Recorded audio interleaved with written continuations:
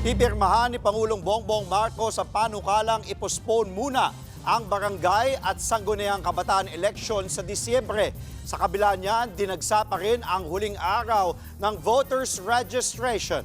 Nasa frontline ng balitang yan, si Mobile Giorno, Julie Baisa.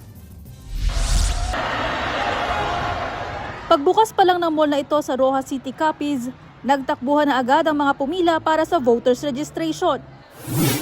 Madaling araw pa lang, dinagsana ng mga hahabol na magparehistro ang shopping mall na yan sa Batangas City. Jam-packed din ang loob ng mall na ito sa Pampanga. Gayon din sa Tanza at General Trias sa Cavite para sa satellite registration ng COMELEC. Ang mga magpaparehistro naman sa Legazpi Albay, kagabi pa raw nakapila. Ganyan din ang eksena sa 11 opisina ng COMELEC sa Davao de Oro. Ngayong araw kasi ang last day ng voters registration para sa barangay at sangguniang kabataan elections. Sa ex-post ni COMELEC Chairman George Garcia, mula August 1 hanggang 9, mahigit 2 milyong botante na ang nagparehistro. Nakatakda kasi ang BSKE election sa darating na Disyembre ngayong taon. Pero matatanda ang isinusulong na i-postpone ito at gawin na lang sa November sa susunod na taon.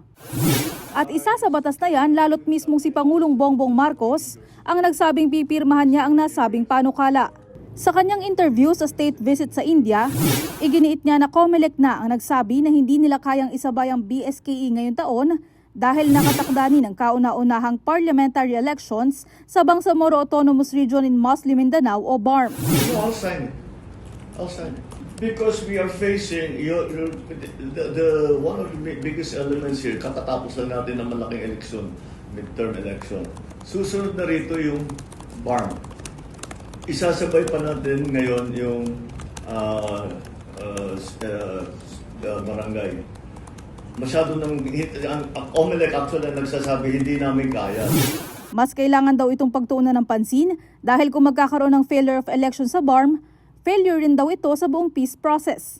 You have to remember, the BARM election that is upcoming in October is the first time we have ever had this kind of election at all. At all. Sa buong kasaysayan ng Pilipinas, hindi pa nagkaroon ng BARM parliament na hinalal ng tao.